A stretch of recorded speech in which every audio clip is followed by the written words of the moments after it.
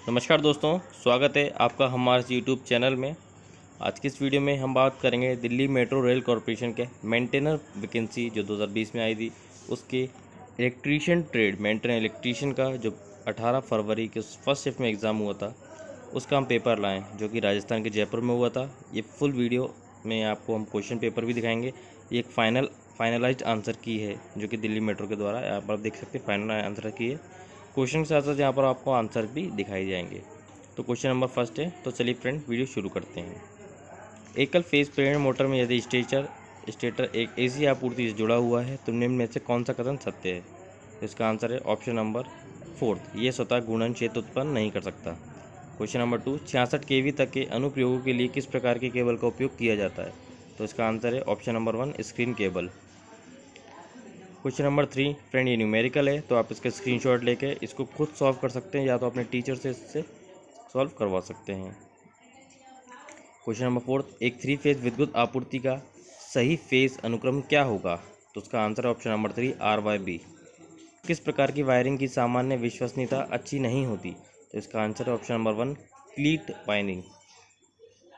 Question number 6, यदि कोई व्यक्ति बेहोश हो जाता है तो सबसे पहले क्या करना चाहिए? तो इसका आंसर है ऑप्शन नंबर 2, व्यक्ति के श्वसन की जांच करनी चाहिए। क्वेश्चन नंबर 7, एक 3 फेज अर्धनियंत्रित AC/DC कन्वर्टर में कितने डायोड लगे होते हैं? तो इसका आंसर है, सही आंसर है ऑप्शन नंबर 4, 3। क्वेश्चन नंबर 8 जो कि एक न्यूमेरिकल है, तो फ्रेंड्स जैसा कि हमने आपको बताया कि हम पर्टिकुलर इस ट्रेड से नहीं बता सकते आपको, और सिर्फ सही जानकारी हम देते हैं, इसलिए आप इस क्वेश्चन का स्क्रीनशॉट लेकर इसका सही आंसर यहाँ पर ऑप्शन नंबर 3 है, 4000 वॉट। तो अब यहाँ पर देख सकते हैं, साथ ही साथ इसको सेल्फ सॉल्व कर सकते हैं। क्वेश्चन नंबर 9, JFET अभिलक्षण वक्र के पिंच ऑफ सैचुरेशन रीजन संतृप्ति क्षेत्र में JFET इनमें से किस रूप में कार्य करता है? तो इसका सही आंसर है ऑप्शन नंबर 4, स्थिर धारा सोर्स।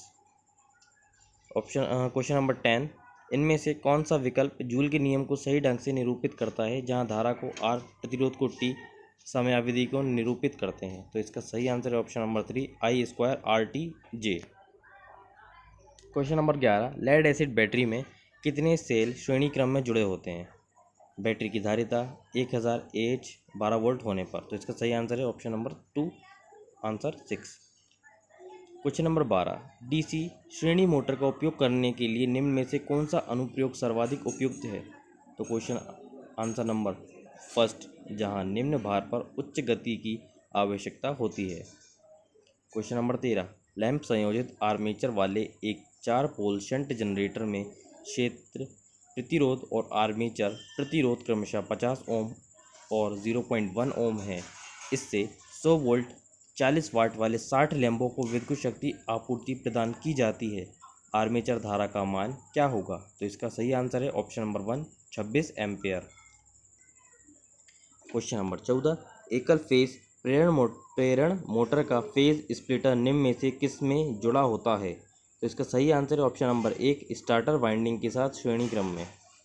निम्न में से किस अनुप्रयोग में लेड एसिड बैटरियों का उपयोग किया जाता है? तो option number 4, automobile. Question number 16, वैद्युतिक आवेश की SI इकाई मात्रक क्या है? तो इसका आंसर है क्वेश्चन नंबर 4, कूलाम। प्रेरण मोटर के लिए स्वपरिणामित प्रवर्तन विधि ऑटो ट्रांसफॉर्मर स्टार्टिंग मेथड का मुख्य लाभ क्या है?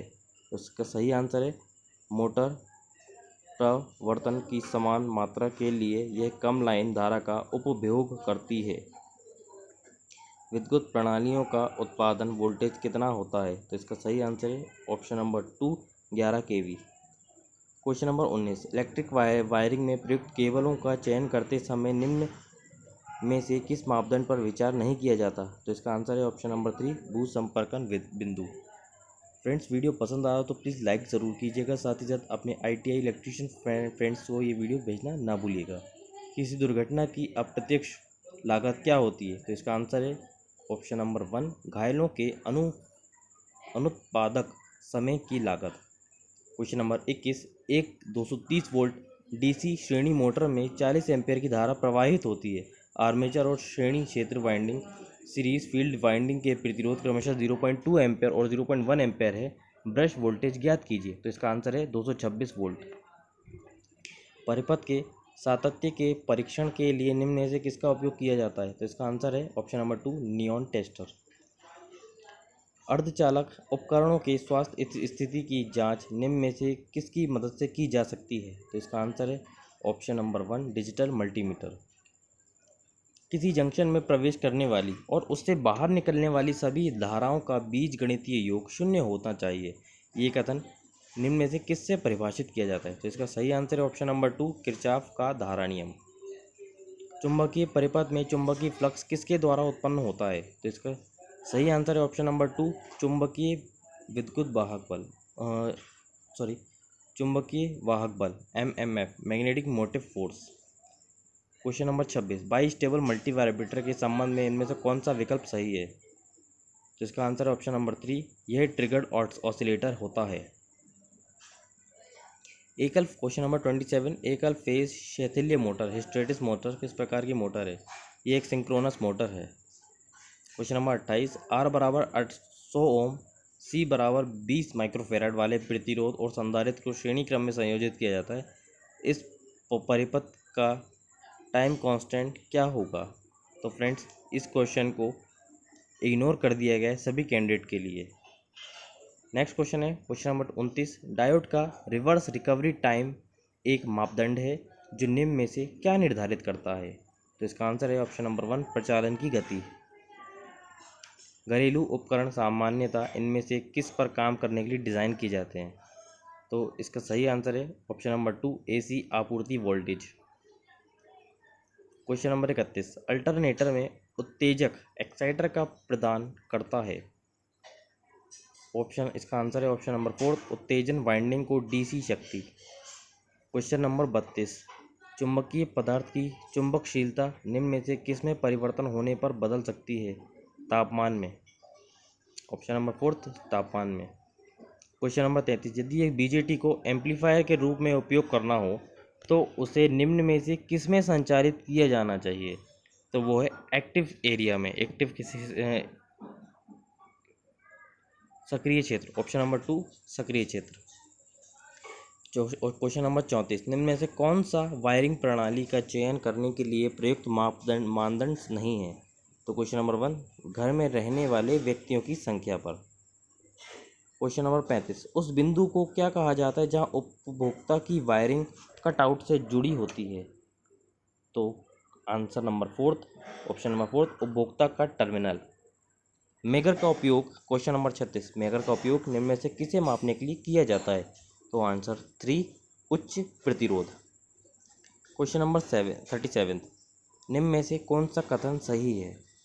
तो इसका सही आंसर है ऑप्शन नंबर 4, बैटरी सेलों से बनी होती है। क्वेश्चन नंबर 38, एक अल्टरनेटर के तुल्यकाली प्रतिघात को किस प्रकार परिभाषित किया जाता है? आंसर नंबर 1, वोल्टेज खुला पथित प्रति फेज बटे धारा लघु पथित प्रति फेज। क्वेश्चन नंबर 39, निम्न में से किसे बचाने के लिए 3 फेज प्रेरण मोटर के रोटर स्लॉट को टेढ़ा किया जाता है? तो आंसर है option number 2, crawling. Question number 40, समानांतर क्रम में संयोजित एक स्रोत मुक्त RLC नेटवर्क की ने पर आवृत्ति कितनी होगी? तो इसका सही आंसर है option number 2, 2/4 RC। Question number 41, एक विभव मापी में कुल कितने लीड होते हैं? तो इसका सही आंसर है ऑप्शन नंबर 3, इसका आंसर है 3। क्वेश्चन नंबर 42, निम्न में से कौन सा एक DC मोटर की यांत्रिक दक्षता का सही व्यंजक है? तो इसका सही आंसर है ऑप्शन नंबर 1, उपयोगी यांत्रिक शक्ति आउटपुट बटे कुल विकसित यांत्रिक शक्ति।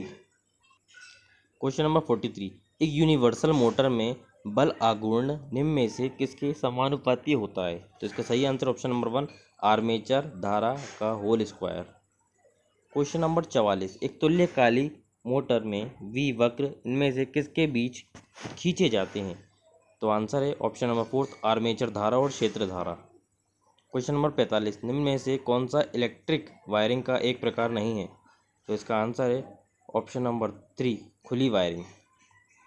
क्वेश्चन नंबर 46, निम्न में से किस मापदंड को मल्टीमीटर द्वारा नहीं मापा जा सकता?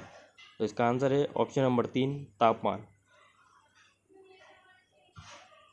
क्वेश्चन नंबर 47, एक प्रत्यावर्तक यानी अल्टरनेटर की समग्र दक्षता को किस प्रकार परिभाषित किया जाता है? तो इसका आंसर है ऑप्शन नंबर 4 शक्ति आउटपुट बटे शक्ति आउटपुट प्लस शक्ति हानियाँ। क्वेश्चन नंबर 48, किसी स्टेपर मोटर में यदि स्टेप कोण 45 डिग्री है तो इसका विभेदन स्टेप प्रति चक्कर क्या होगा, रेजोल्यूशन क्या होगा? तो इसका आंसर है option number 4 answer 8।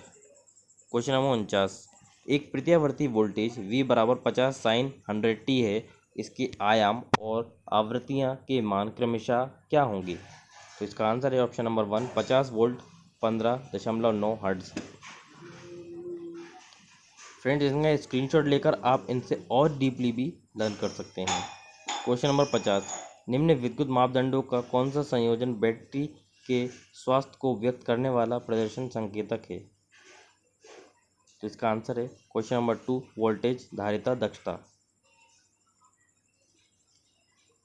Question number 51, एकल फेज प्रेरण मोटर के लिए प्रतिरोध split phase type starting motor में सहायक वाइंडिंग में निम्न में से क्या होता है? तो इसका आंसर है ऑप्शन नंबर 1 उच्च प्रतिरोध और निम्न प्रेरकीय प्रतिघात। क्वेश्चन नंबर 52, घरों की वायरिंग के लिए निम्न में से किस सुरक्षा मापदंड का उपयोग किया जाता है? तो क्वेश्चन नंबर 52 का आंसर नंबर 3, क्वेश्चन 52 का ऑप्शन नंबर 3 आंसर है MCB miniature circuit board breaker sorry. Question number 53, amplifier में ऋणात्मक फीडबैक के फलस्वरूप निम्न में से क्या सहायक होता है? तो इसका आंसर है ऑप्शन नंबर 2 वोल्टेज लब्धि में कमी, वोल्टेज गेन में कमी होती है। क्वेश्चन नंबर 54, नीचे दिए गए संकेत की पहचान कीजिए। तो इसका आंसर है ऑप्शन नंबर 4 विद्युत खतरे वाली चीज़ों को ना छुएं। क्वेश्चन नंबर 55, यदि प्रतिरोध श्रेणी क्रम में जुड़े हुए हों तो निम्न में से कौन सा कथन सत्य होगा? इसका आंसर है ऑप्शन नंबर 2 प्रत्येक प्रतिरोध में प्रवाहित धारा का मान समान होगा। एक क्वेश्चन नंबर 56, 3 फेज प्रेरण मोटर में 3 फेज स्टेटर धारा के कारण उत्पन्न फ्लक्स। तो इसका आंसर है ऑप्शन नंबर 3 एक दूसरे से असमान कोणों पर होते हैं।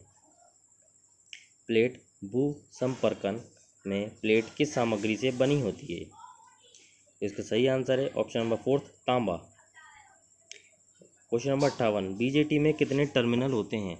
तो इसका सही आंसर है ऑप्शन नंबर 1 3। क्वेश्चन नंबर 59, गैसों में विद्युत विसर्जन कब होता है? तो इसका आंसर है ऑप्शन नंबर 4 जब गैसीय माध्यम से विद्युत धारा प्रवाहित होती है।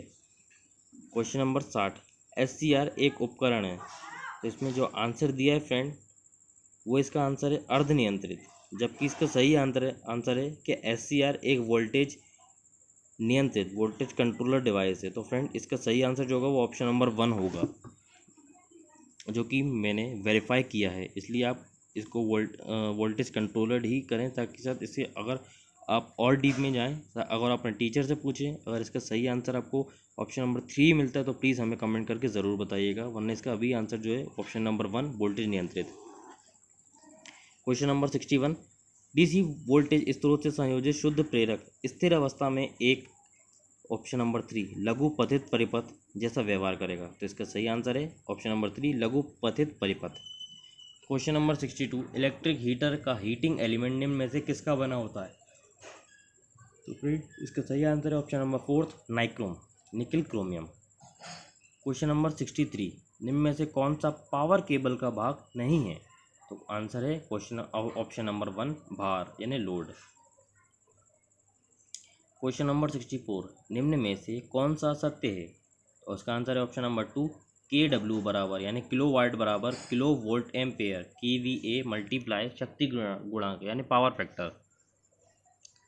क्वेश्चन नंबर 65, सुरक्षा कार्यक्रम मानकों के संबंध में निम्न में से कौन सा कथन सही है?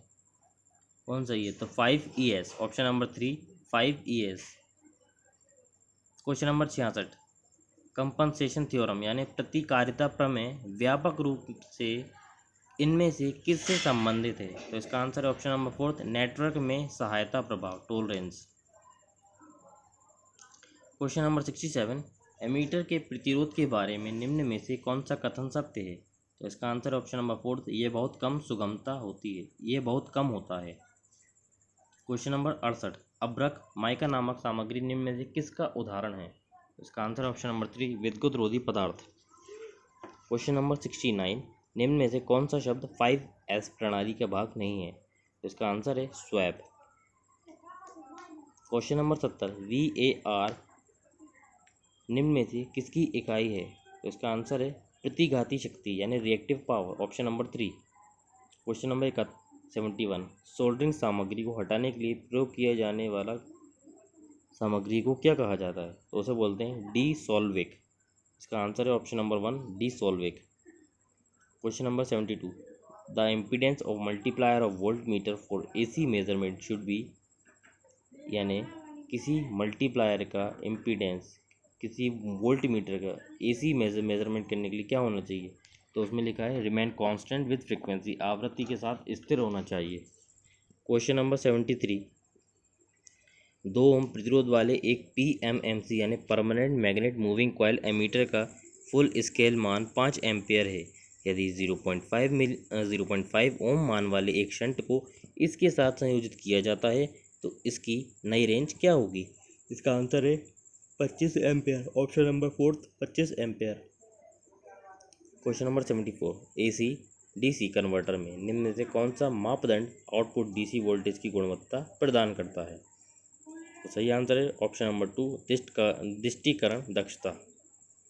ऑप्शन नंबर 75, किसी विद्युत परिपथ में होने वाला वोल्टेज ड्रॉप चुंबकीय परिपथ के किस पैरामीटर के अनुरूप होता है? तो इसका आंसर है ऑप्शन नंबर 2, MMF ड्रॉप। तो फ्रेंड्स, इस वीडियो में इतना ही। वीडियो पसंद आए तो प्लीज़ लाइक, शेयर और कमेंट करना ना भूलिएगा। साथ ही साथ हमें बताएं कि आपको और किस टॉपिक्स पर वीडियो पसंद है, हम उस टॉपिक पर वीडियो बनाएंगे।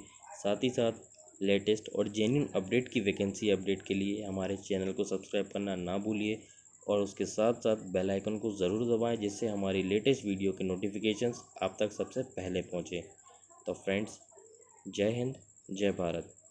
हमें सपोर्ट करें, शेयर करें वीडियो और लाइक करें।